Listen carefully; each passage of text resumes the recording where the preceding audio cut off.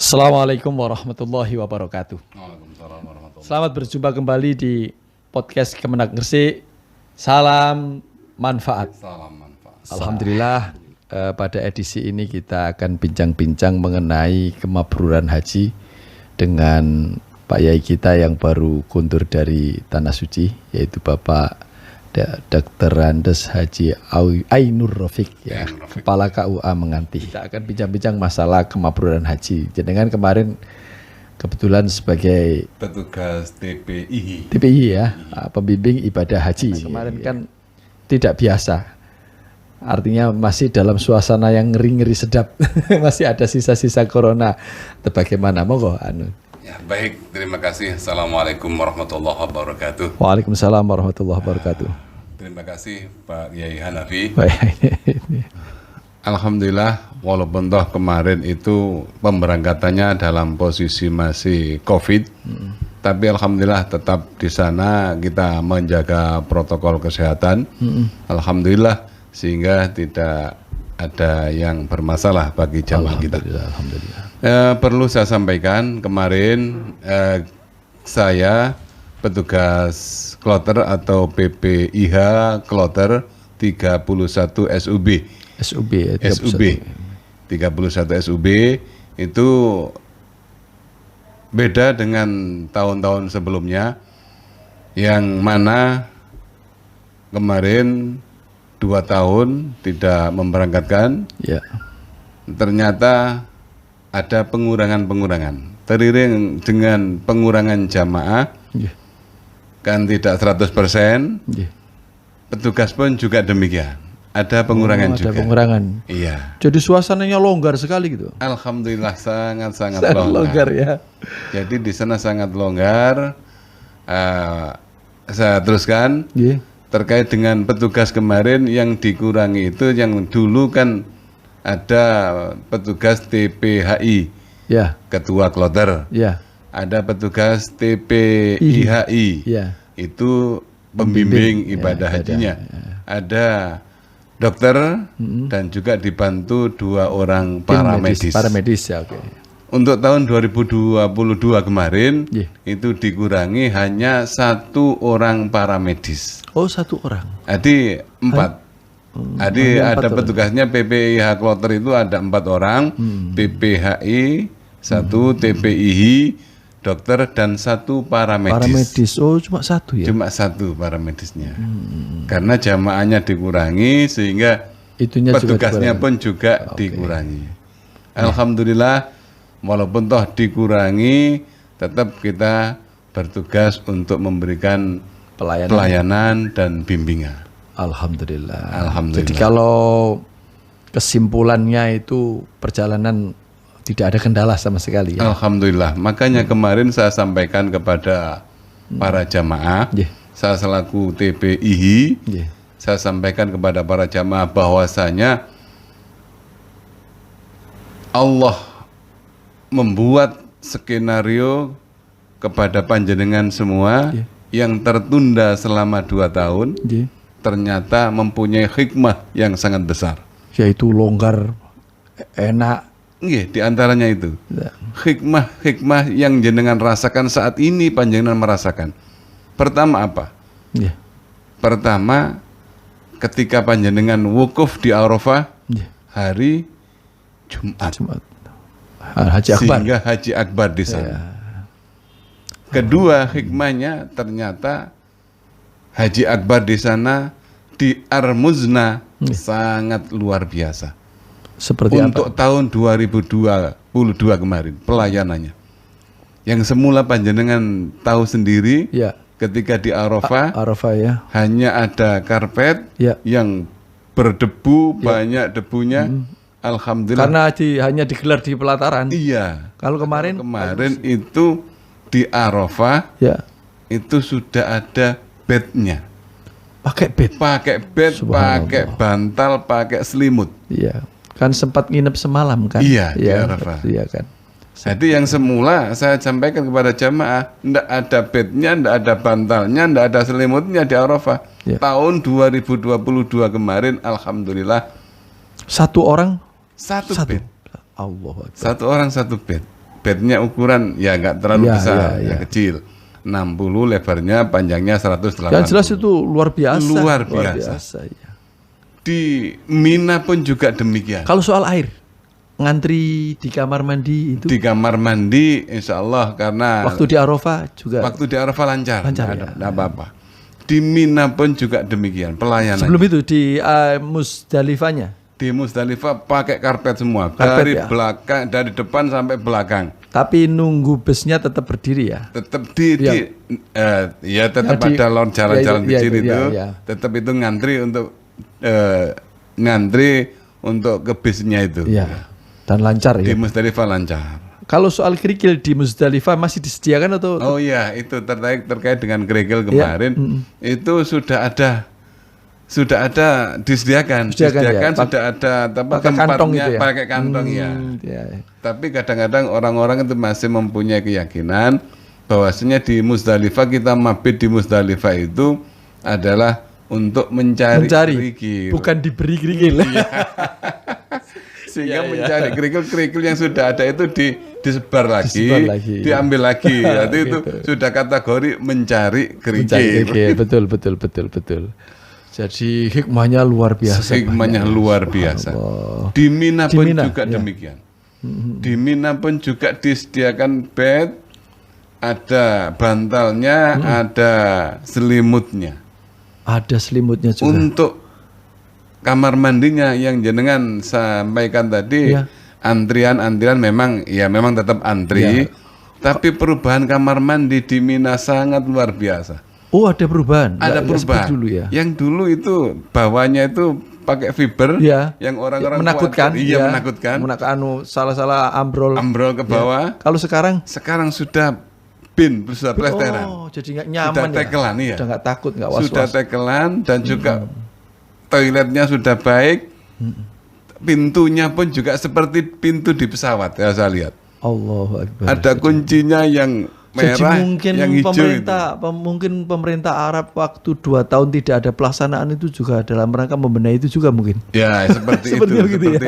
Pembenahan seperti itu.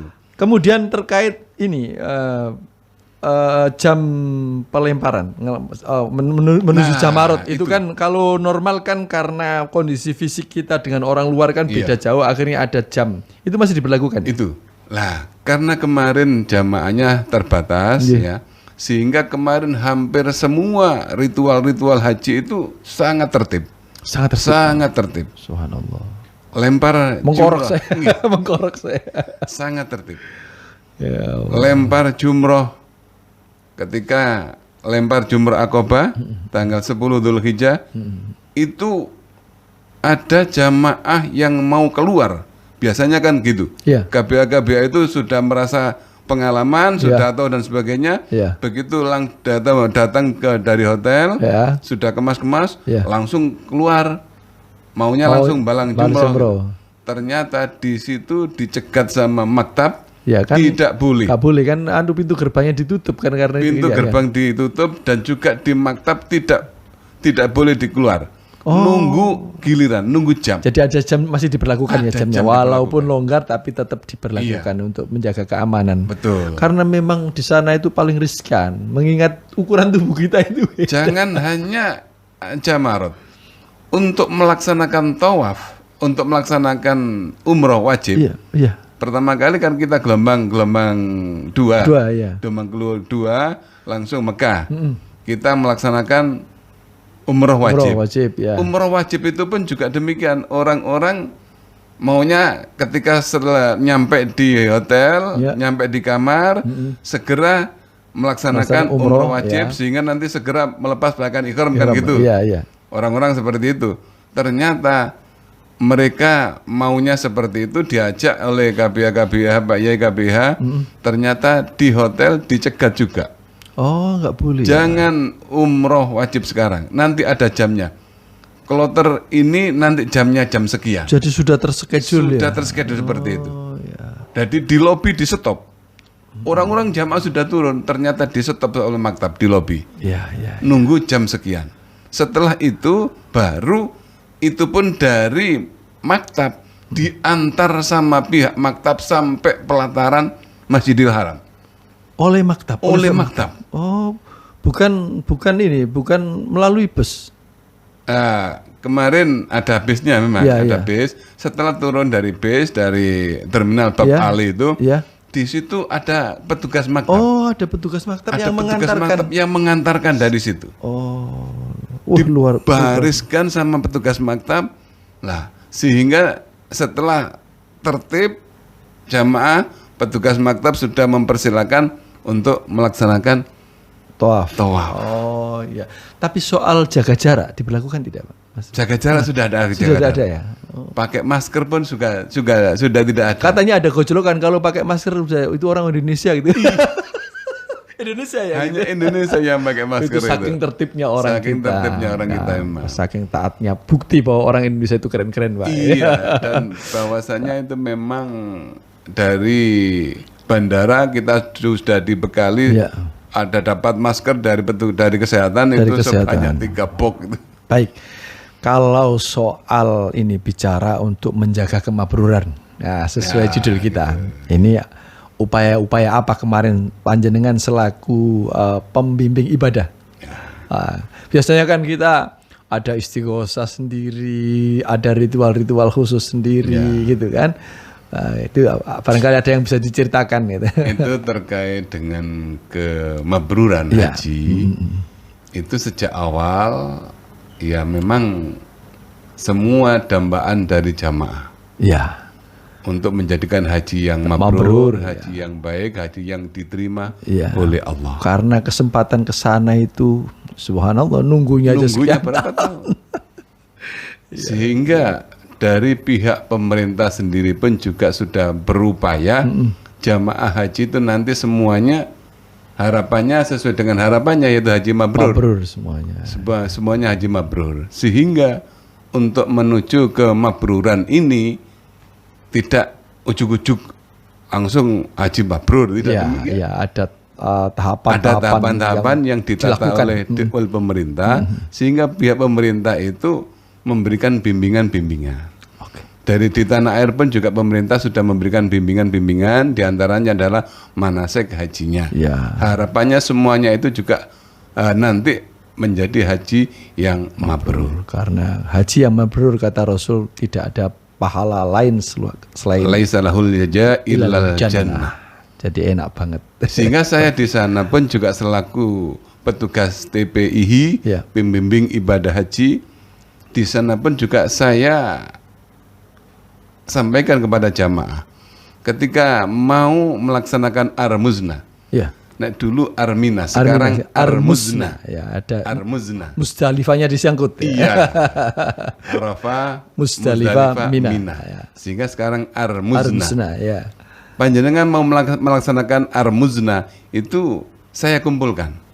Jamaah saya kumpulkan, saya kasih informasi lewat grup bahwasanya Kloter 31 SUB mohon untuk kumpul di sini. Nah, itu nanti tetap memakai musola hotel tidak? Ada musola hotel ya. Nah, kebetulan alhamdulillah kemarin musola hotel sangat memadai sehingga sangat-sangat luas. Kita kumpulkan di musola hotel, kita kasih bimbingan-bimbingan juga. Kita kasih bimbingan-bimbingan, menjaga niat, menjaga niat. Besok panjenengan mau melaksanakan Ar-Muzna, itu nanti tahapannya seperti ini. Baik. Itu luar biasa. Alhamdulillah. Jadi ini mumpung masih diikuti para malaikat ini, pemirsa juga butuh doa saking jenengan ya supaya banyak yang punya kesempatan, diberi kesempatan ke sana. Saya walaupun sudah pernah juga kepingin lagi nih. karena denger dulu belum ke sana, denger adzan lihat di TV itu ya kangen, kepingin gitu. Tapi karena udah pernah ke sana, lihat itu tuh merinding. Merinding. Jadi ada kerinduan yang luar biasa. Jadi ini butuh doa dari panjenengan ini. Makanya kesana itu pun, ke tanah suci pun tidak terlepas dari panggilan Allah. Panggilan Allah untuk menunaikan ibadah haji dengan berbagai cara. Manakala Allah memanggil dengan cara apapun, insya Allah akan nyampe di sana. Semoga semua pemirsa diberi kemudahan untuk bisa ke sana. Amin. Saya lanjutkan sebentar terkait dengan pelayanan pemerintah di sana. Sangat baik sekali, sangat istimewa. Kabarnya soal makan juga. Itu. Makanya diantaranya hikmah Allah menunda keberangkatan panjenengan ini. Pertama Haji Akbar, yang kedua pelayanan di Armuzna sangat istimewa. Kemudian makan. Makan yang semula hanya 2 kali, tahun 2022 3 kali. Pagi jam 6 sudah siap. Tapi biasanya kan kalau menjelang ke Armuzna itu kan ada jeda waktu tidak dikasih makan itu. Karena makan mandiri itu. Iya, masih ada. Iya, ya? Masih ada. Karena enggak makan mandiri. Tetap ada makan. Oh, masih ada ya? Masih ada makan. Sehingga kemarin Armuzna itu diberi makan 3 kali juga. Kalau bukan pas Armuzna, menjelang ke Armuzna itu ada. Menjelang pun juga dikasih. Oh, enggak ada jeda makan? Enggak ada. Oh, kalau tahun-tahun sebelumnya kan ada itu. Karena alasan transport. Lah, begitu menjelang Armuzna kan ada beberapa jalan yang ditutup sehingga transport nggak bisa menjangkau hotel, sehingga makannya diharapkan mandiri. Itu sudah tidak ada? Tidak ada, tetap masih ada. Kemarin makannya untuk konsumsi makan itu Armuzna kan? Ya. Ada jamaah sebagian yang tidak mabit menempati tendanya karena antara Jamarot dengan hotel itu dekat. Oh, dekat. Sehingga mereka dari Jamarot kembali ke hotel. Lah itu bagi mereka yang kembali di hotel tidak dapat. Tidak dapat, uang jatahnya di Armuzna. Di Armuzna, iya. Kan bukan salah pemerintah. Iya, bukan salah pemerintah. Itu pilihan mereka sendiri. Pilihan mereka sendiri. Sehingga resiko mereka tanggung sendiri. Tapi sudah saya sampaikan, kalau memang panjenengan pulang ke hotel, nanti tolong konsumsinya ditanggung sendiri. Jangan kepada petugas, karena konsumsinya itu di Armuzna. Jadi asal layanan ini sudah kita informasikan. Perkara mereka ngambil pilihan sendiri ya resiko. Iya. Yang jelas pemerintah sudah luar biasa. Semacam ini tarwiyah, ada nggak yang nawar-nawar untuk tarwiyah kemarin? Itu kemarin. Ada ya. Tarwiyah masih ada. Masih ada ya. Masih ada tarwiyah. Kebetulan di tempat saya itu ada yang tarwiyah. Akan tetapi pihak maktab itu bisa memfasilitasi tarwiyah, manakala itu minimal 150 orang. Satu bus lah.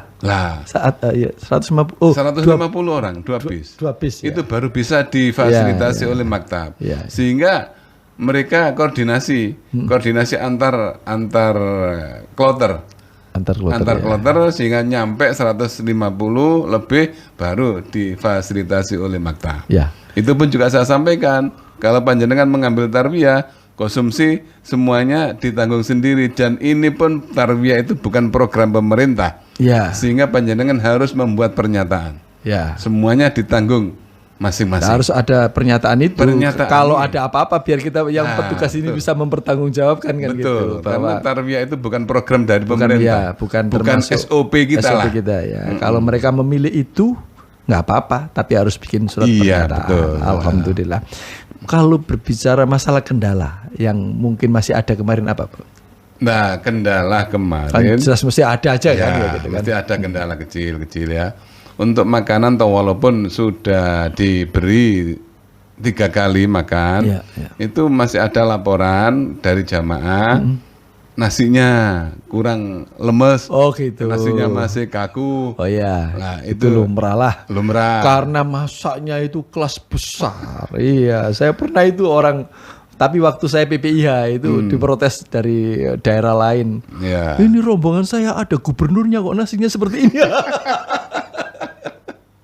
Ya, kadang-kadang kan pemahaman orang. Termasuk kloter saya kemarin juga ada. Bu Wabub juga. Bu Wabub Gresik ya? Iya, Bu Wabub Gresik. Itu pun juga sangat antusias, ikut menata juga ketika trouble di Mina. Itu Bu Wabub juga, tolong ini yang 2 kamar ini untuk ibu-ibu ya. Untuk ibu-ibu, karena apa? Karena lain ibu-ibu dengan bapak. Kalau ibu-ibu masuk ke toilet sama bapak-bapak, mungkin bapak-bapak waktu 5 menit cukup. Tapi ibu-ibu hampir 10 menit karena banyak yang dipasang gitu. Banyak yang dipasang Iya. Saya juga membayangkan kemarin itu kan yang berangkat ke sana tidak ada yang usia 65 ke atas. Tidak ada usia 65. Sehingga saya bisa bayangkan bagaimana gerak cepatnya itu kan luar biasa. Nah, mungkin untuk mengobati serta mendoakan, mensupport mental bagi jamaah yang sudah terdaftar tapi belum berangkat karena usianya di atas 65. Barangkali ada pesan-pesan untuk beliau-beliau Bapak. Nah, ini saya sampaikan kepada para jamaah yang usia 65 ke atas. Iya. Saya sampaikan, pemerintah kemarin batasan usia kemarin itu bukan dari pemerintah Indonesia, bukan. Ya, murni dari yang Arab perlu kita sampaikan ya. Iya. Jadi batasan usia 65 ke atas kemarin itu bukan dari pemerintah Indonesia, murni dari Arab Saudi. Ya. Sehingga saya sampaikan kepada para jamaah untuk tahun-tahun berikutnya itu pun juga belum tentu akan tetap karena pemerintah terus kerjasama koordinasi dengan pihak Kementerian Arab Saudi. Harapannya percepatan itu akan bisa dilaksanakan oleh pemerintah Indonesia. Sehingga tidak terlalu lama untuk menunggunya. Bahkan informasinya saya sampaikan kepada jamaah, informasinya tidak sampai menunggu batasan 65 itu akan dihapus oleh Kementerian Arab Saudi. Dan biasanya usulan dari pemerintah Indonesia itu sangat diperhitungkan karena jumlahnya banyak. Sangat diperhatikan memang. Sehingga tidak boleh kecil hati. Yang penting kita pasrah kepada Allah. Ya, semoga nanti ada keajaiban-keajaiban. Apalagi kan perluasan itu katanya Madinah. Di Madinah ada perluasan luar biasa. Madinah juga perluasan. Mekah pun juga masih terus ada perluasan terus. Nah itu kan menjadi kita semakin optimis bahwa akan ada tambahan kuota-kuota. Sehingga bagi pihak-pihak atau calon jamaah yang tertunda ini harapannya jangan kecil hati karena semoga ada tambahan-tambahan kuota yang besar untuk Indonesia kan begitu. Ya makanya saya sampaikan dari awal tadi. Orang datang di Arab Saudi, di Makkatul Mukarramah, Madinatul Munawwarah itu tidak terlepas dari unsur panggilan Allah. Panggilan Allah. Panggilan Allah. Itu merupakan mutlak skenario dari Allah, merupakan mutlak panggilan Allah. Sehingga Allah memanggil dengan cara apapun, nanti lewatnya ya macam-macam. Lewat aturan, diperbarui, lewat cara-cara yang lain. Sehingga nanti panjenengan kalau mesti dipanggil oleh Allah tahun itu, insya Allah tidak akan meleset. Tidak akan meleset. Jadi kita perkuat doa. Semoga segera ada keajaiban sehingga kita bisa pergi lebih cepat. Betul ya Nafi. Perkuat doa. Ketika doa di sana, ya Allah, kemampuan doa di sana sangat luar biasa. Iya. Saya pernah di luar jangkauan akal. Betul. Benar. Suatu contoh kemarin ya. Suatu contoh kemarin di jamaah saya itu ada yang sakit. Ada yang sakit 2 orang. Tapi tidak sampai ada yang meninggal ya? Tidak sampai. Alhamdulillah ya. Tidak sampai. Ada yang sakit 2 orang. Prediksi dokter, ini kayaknya sudah gak bisa berangkat dengan kita. Oh gitu ya? Gak bisa pulang dengan kita. Oh, saat menjelang pulang ya? Menjelang pulang. Berarti udah di Madinah? Udah di Madinah kita. Jamaah haji yang sakit di Mekah. Oh di Mekah? Di Mekah. Di rumah sakit Mekah Anur. Kita jamaah sudah di Madinah. Prediksi dokter ini nggak mungkin akan bersama-sama kita ke tanah air. Saya bilang sama dokter, serba mungkin dok kalau di sini dok. Coba, ayo kita sama-sama doa. Gitu. Kita sama-sama doa. Alhamdulillah. Sehingga waktu ibu-ibu ke Raudhah, ke Raudhah pun juga sangat tertib. Ke Raudhah ya? Ke Raudhah sangat tertib, pakai tasrih. Tasrih ya. Jadi di Raudhah pun sekarang sangat tertib. Mungkin nek panjenengan dulu ketika masuk ke Raudhah, uyul-uyulan. Sekat-sekat, kerudung disekat. Kerudung disekat. Sekarang tidak. Sekarang enggak. Sekarang ada tasrih. Kemarin saya begitu dari Madinah langsung laporan ke sektor. Yang laki-laki berapa, yang perempuan berapa. Jarak 2 hari di Madinah langsung dapat tasrih. Itu nanti jamaah bapak jam sekian untuk ibu-ibu pagi setelah sholat duhur, bapak-bapak setelah sholat asar. Lah, kemudian saya sampaikan kepada ibu-ibu, ini jumlahnya ibu-ibu 231. Semua dari hotel disuruh baris di pintu 37, pintu Masjid Nabawi. Iya, iya. Itu disuruh baris, setelah disuruh baris ibu-ibu, kemudian berjalan mengular, mau mendekati Raudhah, dicegat di situ. Ada istirahat itu. Ya. Istirahat di sini ada 2 tempat. Dalam kondisi berdiri istirahatnya. Duduk. Okay. Duduk. Kemudian sudah masuk di peristirahatan. Yeah. Raudhah dilihat sudah kosong semua Raudhah, ini dimasukkan. Oh. Sangat tertib. Jadi terjamin bisa ke Raudhah ya? Semua. Alhamdulillah. Kalau dulu kan mungkin yang kuat ya kuat. Yang kuat iya. Kalau udah nggak kuat bisa masuk. Iya. Oh, kalau sekarang insya Allah semua bisa merasakan masuk Raudhah. Berarti ada perbedaan ini orang luar. Ada. Ini jam sekian ada orang Pakistan, ada Bangladesh, India jam sekian. Ada gitu. Ada pembagian jamnya. Jadi malah tertib ya. Sangat tertib. Subhanallah. Untuk masuk ke Raudhah sangat tertib insya Allah. Nah, sehingga waktu ada ibu-ibu masuk ke Raudhah, saya sampaikan, ibu-ibu saya mohon kepada panjenengan semua, saya minta doa panjenengan semua. Karena ada jamaah haji kita yang masih tertinggal di Mekah, 2 orang sakit di rumah sakit An-Nur yang tidak bisa ditunggui. Di rumah sakit sana kan nggak bisa ditunggui. Tidak bisa ditunggui, iya. Nah, ya sendiri. Jamnya. Sehingga istrinya sakit, suaminya ikut ke Madinah. Subhanallah. Bayangkan. Pakai perasaan hatinya. Akhirnya Pak dokter itu secara medis kayaknya nggak bisa berangkat, nggak bisa pulang sama-sama kita. Akhirnya dengan kekuatan doa yang jenengan sampaikan tadi ketika di sana, ya Allah, nggak tahu doa siapa yang dikabulkan oleh Allah, sehingga pulang kurang 2 hari langsung ditelepon sama rumah sakit, bisa menyusul, bisa pulang sama-sama. Tapi dengan catatan tidak ke hotel, dari rumah sakit langsung bandara Juanda. Ketemu di sana. Alhamdulillah, sehingga 2 orang ketemu di sana, pulang jamaah kembali utuh. Alhamdulillah. Itu keajaiban itu luar biasa. Luar biasa. Secara medis dokter sudah bingung. Nanti di pesawat gimana, Mbak? Ketua kloter juga ketar-ketir. Jelas. Akhirnya siapa kemarin ketua kloternya Pak Yahya. Pak Yahya. Pak Yahya ketua kloternya. Dokternya Dokter Taufik, dokter Puskesmas Alun-Alun. Oh iya. Oh nggih Pak Taufik. Secara medis Pak Taufik ngomong sudah nggak bisa berangkat sama kita, Pak.